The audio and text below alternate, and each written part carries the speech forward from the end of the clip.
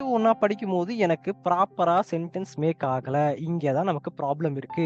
வார்த்தைகள் தெரியுது. ஆனா ப்ராப்பரா சென்டென்ஸ மேக் பண்ண தெரியல.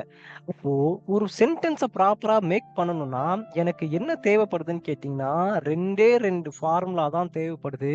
அந்த 2 ஃபார்முலா மட்டும் உங்களுக்கு தெரிஞ்சிருச்சுன்னா, உங்களால இங்கிலீஷ ஈஸியா பேச முடியும். ஸோ, நம்மளால சென்டென்ஸ ஈஸியா மேக் பண்ண முடியும்.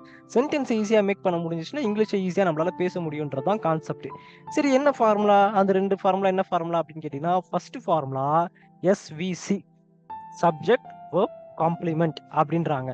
அதுக்கப்புறம் second formula SVO subject, verb, object அப்படின்றாங்க.